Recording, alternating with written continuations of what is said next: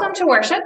I am Heather Sprinkle, the pastor at Dover United Methodist Church, and it is my pleasure to welcome you to worship today.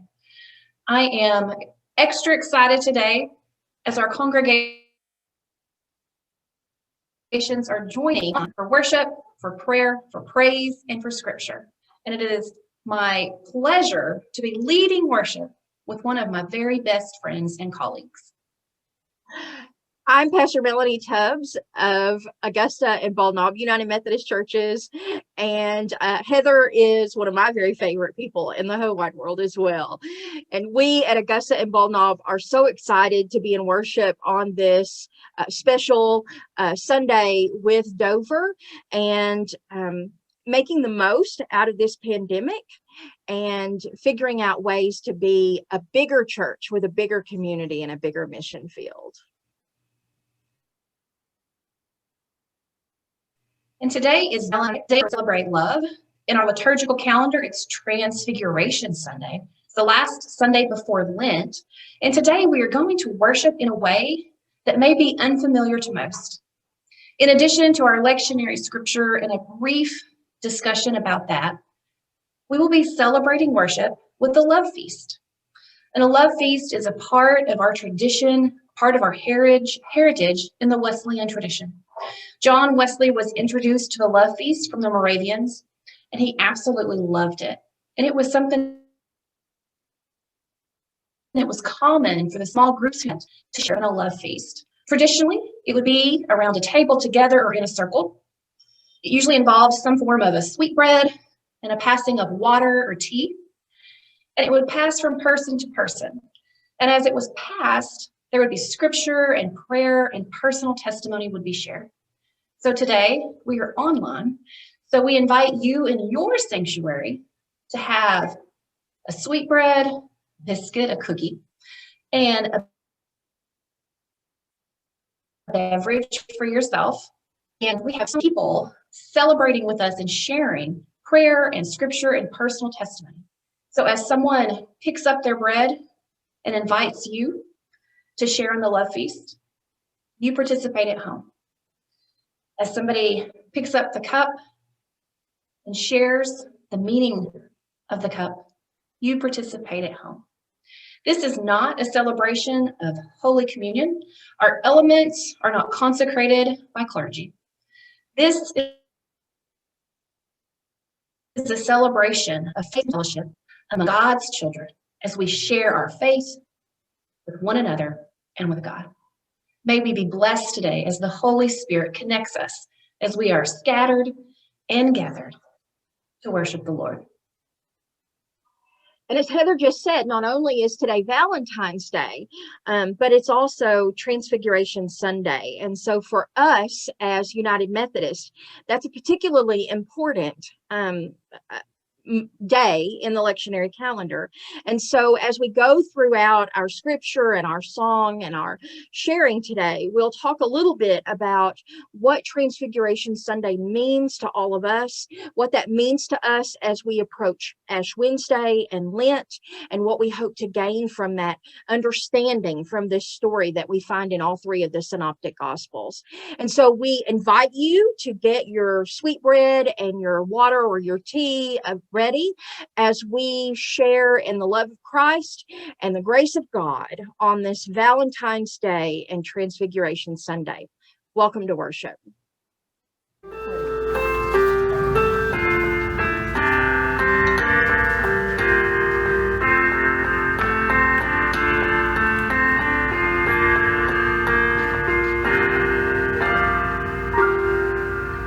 Will you come and follow me if I but call your name? Will you go where you don't know and never be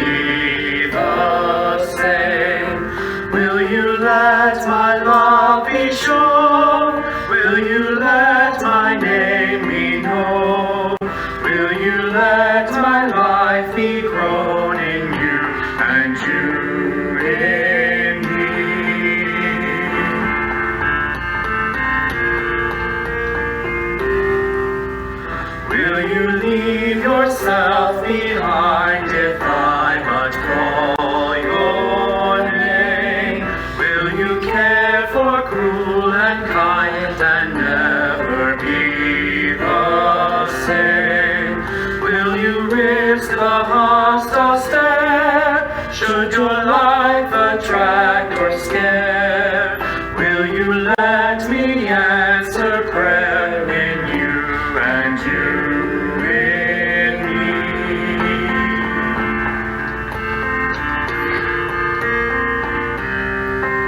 Will you let the blinded see if I but call your name? Will you set the prisoners free and never be the same? Will you kiss the leper clean and do such as this unseen, and admit to what I mean in you and you in me?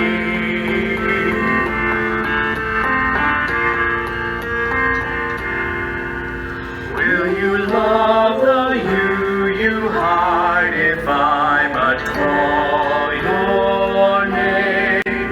Will you quell the fear inside and never be the same? Will you use the faith you found to reshape the world around, through my sight and touch and sound in you and you in me?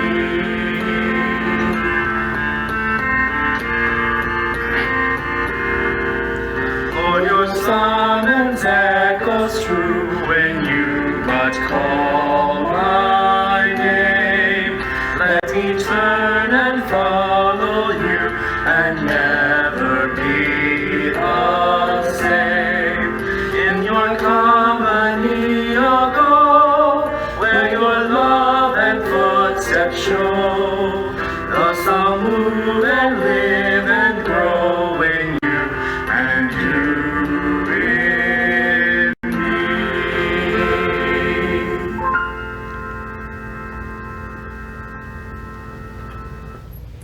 Father of earth and heaven, thy hungry children feed. Thy grace be our spirits given, thy true immortal bread.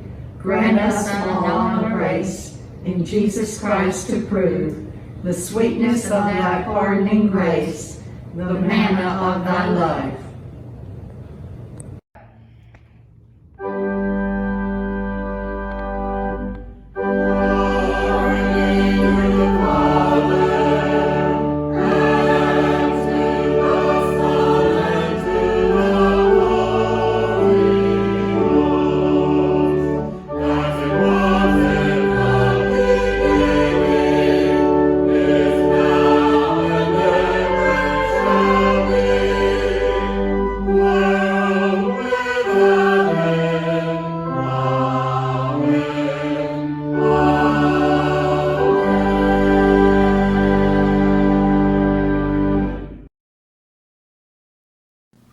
Mark 9th chapter, verses 2 through 9. 6 days later, Jesus took with him Peter and James and John and led them up to a high mountain apart by themselves. And he was transfigured before them. And his clothes became dazzling white, such as no one on earth could bleach them. And there appeared to them Elijah with Moses, who were talking with Jesus. Then Peter said to Jesus, Rabbi, it is good for us to be here. Let us make 3 dwellings, one for you, one for Moses, and one for Elijah. He did not know what to say, for they were terrified. Then a cloud overshadowed them, and from the cloud there came a voice, This is my Son, the Beloved. Listen to him. Suddenly, when they looked around, they saw no one with them anymore, but only Jesus. As they were coming down the mountain, he ordered them to tell no one about what they had seen until after the Son of Man had risen from the dead. We just heard the scripture. Thank you, Neil, for that amazing job.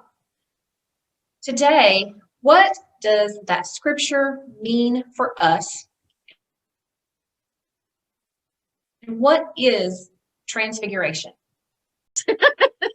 This is, I don't know if I've ever told you this, but this is one of my favorite And Sundays I think of the what I year. really want to hit, especially since we're going to the, is to really to not try to paint the picture for what transfiguration looks like for you or I, but instead really just let it be that mystery. We don't have to explain the what or the why.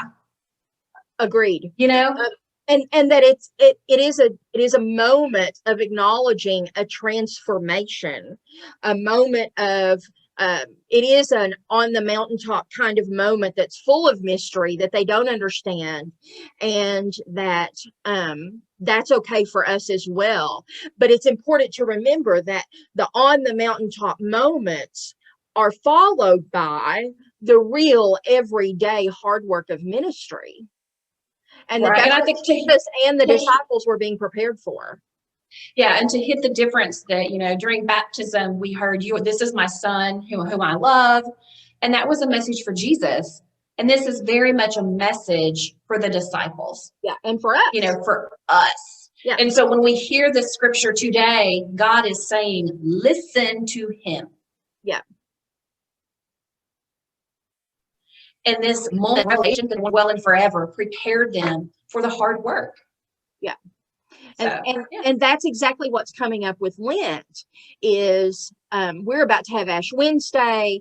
And so Lent is going to be this, it should be, if we do it right, it's not just about, I'm going to give up chocolate or I'm going to give up Coke or, whatever. This is about what is it within our life that needs to be removed or transformed to prepare us for the miracle of Easter and the resurrection. And so that's why transfiguration is so important to us.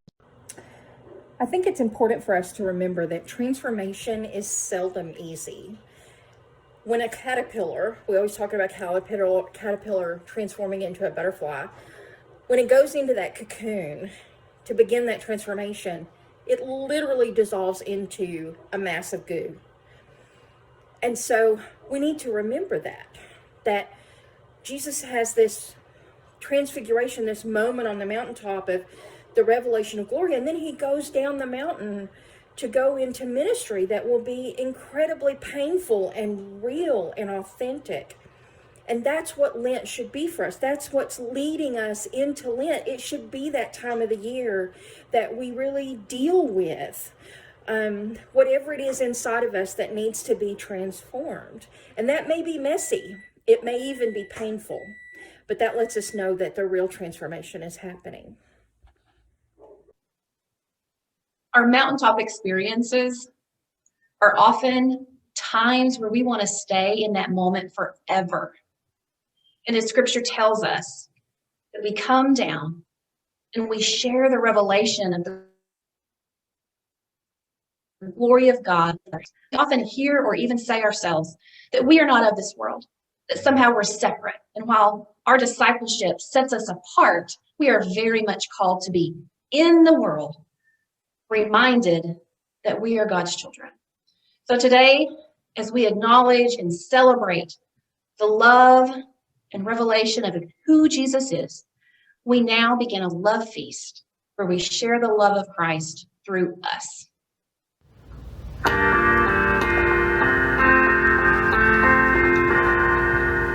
Will you come and follow me if I but call your name?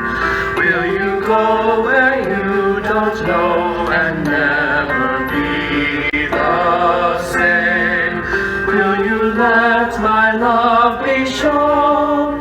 Will you let my name be known? Will you let my life be grown in you and you in me?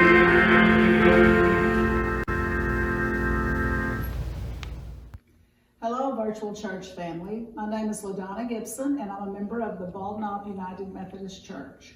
Hi, my name is Zoe McGilvray, and I am a member of the Bald Knob United Methodist Church. Hello, I'm Callie McGilvray, and I am a member of the Bald Knob United Methodist Church. Hi, my name is Miley McGilvray, and I'm a member of the Bald Knob United Methodist Church.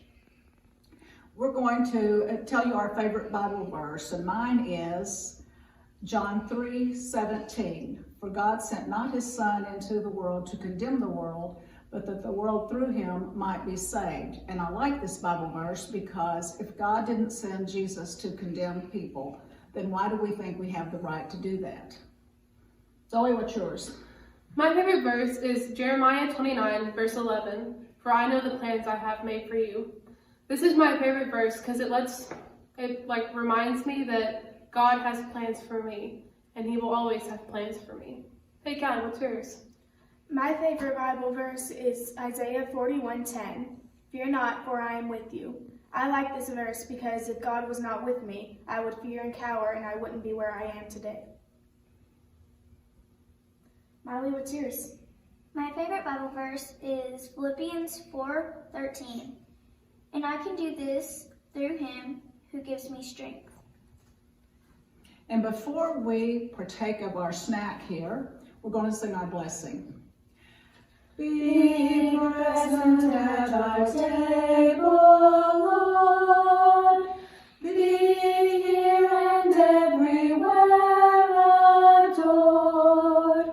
Thy creatures bless and grant that we may feast in fellowships with thee.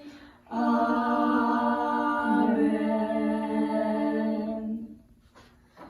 Today and every day, we celebrate the love of God.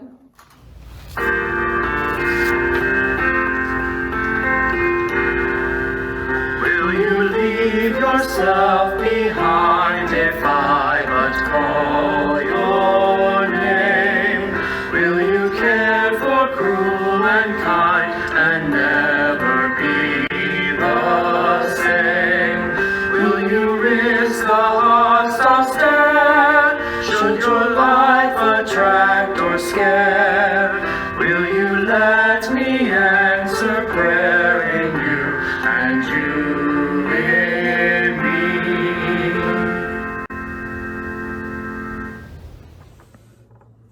Hey everyone, this is Lucas Tubbs and Lauren Goddard, soon to be Lauren Tubbs, and Mom asked us to read Psalm 145 for you guys, so let's join in us and do that. The Lord is gracious and merciful, slow to anger and abounding in steadfast love. The Lord is good to all. His compassion is over all his creation. All your works shall give thanks to you, O Lord. And your faithful ones shall bless you. They shall speak of the glory of your kingdom, and tell of your power, to make known to all people your mighty deeds, and the glorious splendor of your kingdom. Your kingdom is an everlasting kingdom, and your dominion endures throughout all generations. The Lord upholds all who are falling, and raise up all who are bowed down. The eyes of all look to you, and you give them their food in due season. You open your hand. You satisfy the desire of every living thing. All the Lord's ways are just. All the Lord's doings are kind. The Lord is near to all who call. To all who call upon the Lord in truth. The Lord fulfills the desire of all the faithful, and hears their cry and saves them. All who love the Lord preserves. All the wicked the Lord destroys. My mouth will speak the praise of the Lord. Let all flesh bless God's holy name forever and ever. Thank you.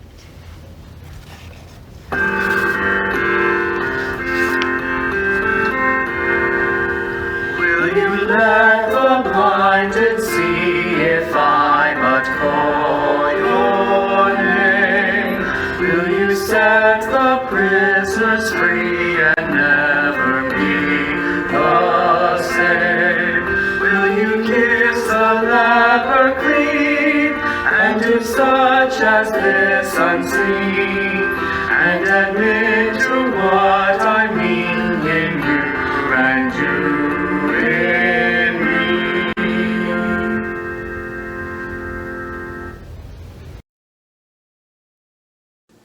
Greetings. As we share in faith and fellowship, may our souls be quenched, so that in renewed body and spirit, we're strengthened to love and to serve in the name of Jesus. I'll read today from Luke 14:16 through 24, using the Message translation. And now my tea as part of tea and sweetbreads for this feast. Jesus followed up actually to a question. Jesus followed up, yes, there was once a man who threw a great dinner party and invited many. When it was time for dinner, he sent out his servant to the invited guests, saying, come on in, the food's on the table. And then they all began to beg off, one after another making excuses. The first said, I bought a piece of property and I need to go check it over. Send my regrets. And another said, I just bought 5 teams of oxen and I really need to check them out. Send my regrets. And yet another said, I just got married and need to get home to my wife. Send my regrets. The servant went back and he told the master what had happened. The master was outraged. He told the servant, quickly, get out into the streets and the alleys. Collect all who look like they need a square meal, all the misfits, the homeless, the down and out that you can lay your hands on, and bring them here. And the servant reported back, Master, I did as you commanded. There's still room. The master said, then go to the country roads. Whoever you find, drag them in. I want my house full. Let me tell you, not one of those originally invited is going to get so much as a bite at my dinner party. And so we see God's intense response when people found reasons to not keep their word. In that time in history, 2 invitations were usually sent out. The first was the invitation to the dinner party. People would respond yes, and then if they responded, they would come. And then there would be a second invitation, and it was when the food was ready. Well, these people were too busy with their own lives, and they found reasons to say no to this man that had invited them in. It's very possible that the kind of relationship they had was one that I give to you, you give to me back. And we do tend to have that kind of relationship and want that. But Jesus was taking them further on out. And we see that the host said, that time's gone. And so then the doors were opened for all people to come and feast. And this does make me think of how God has prepared a feast for all of us, and how our lives can literally be feasts if we choose to say yes on a daily basis or a moment-by-moment basis. I hope that this is meaningful for you like it is for me. Be blessed as we continue with our feast. Thank you.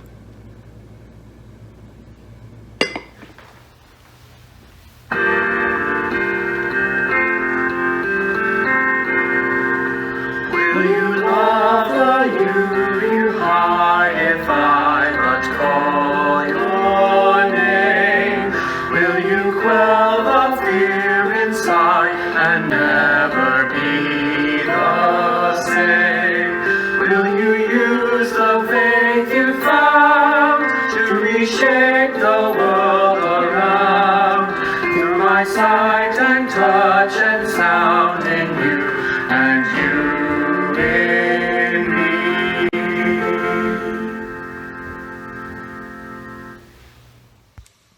I'm Terry Gregory of the Augusta First United Methodist Church. I'll be reading John chapter 6, verses 27 through 38. But you shouldn't be so concerned about perishable things like food. Spend your energy seeking the eternal life that I, the Son of Man, can give you. For God the Father has sent me for that very purpose. They replied, what does God want us to do? Jesus told them, this is what God wants you to do. Believe in the one he has sent. They replied, you must show us a miraculous sign if you want us to believe in you. What will you do for us? After all, our ancestors ate manna while they journeyed through the wilderness. As the scriptures say, Moses gave them bread from heaven to eat.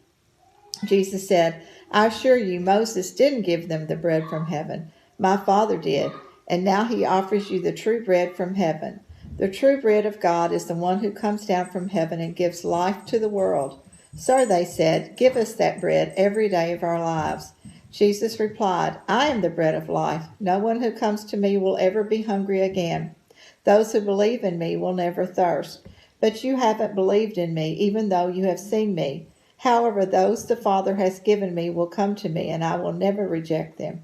For I have come down from heaven to do the will of God who sent me, not to do what I want. Jesus criticized the people who followed him only for the physical benefits that they had, not because they were spiritually hungry. We should follow Christ because we need the truth. True believers follow Jesus because they know his way is the way to live. Right now is a good day to seek that truth. Life is good, and we all are so blessed. Amen.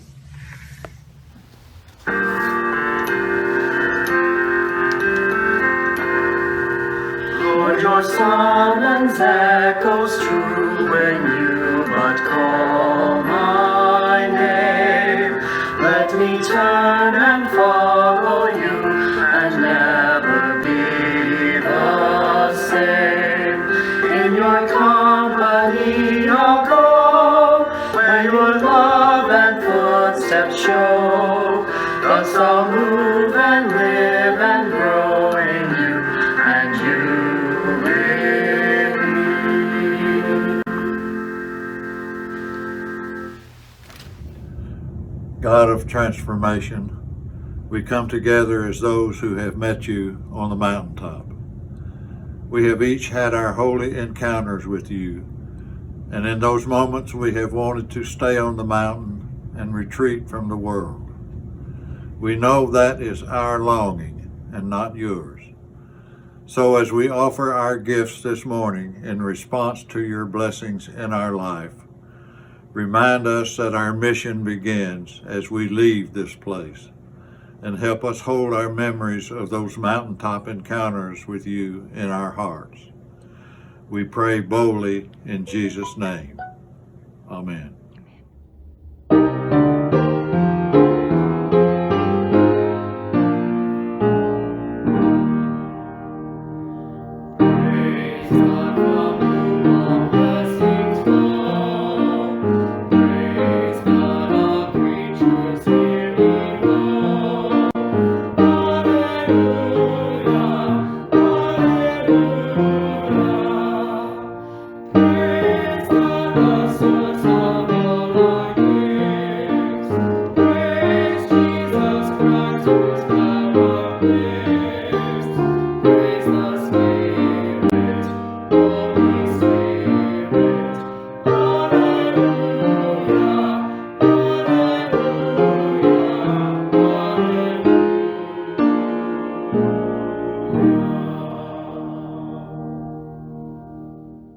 Thank you for worshiping with us today. I have been awestruck by the Holy Spirit and just the feelings of togetherness. We were separated from you, I really don't know. And today, I felt like we were best friends. So thank you for worshiping with us today. And I hope you will join us for our Lenten journey that begins on Ash Wednesday. And so I send you forth with these words. We have already been sent out of the church building. And so we go forth today to be the church. May you be transformed on this Transfiguration Sunday by the love of God shared with you through the love of fellowship. And may you be encouraged and empowered as we begin our Lenten journey to become the Christian that you are being called to be. In the name of the Father, and the Son, and the Holy Spirit. Amen. Blessed, be a blessing, and go in peace.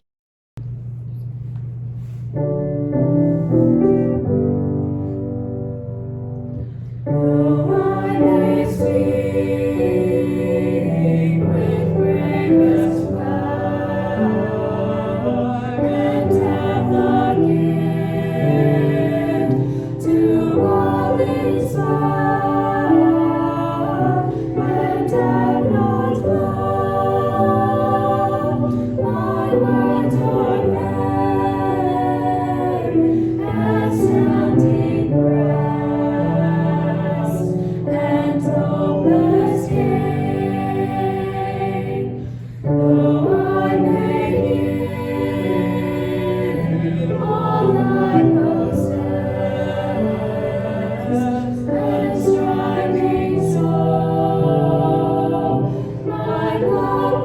Come,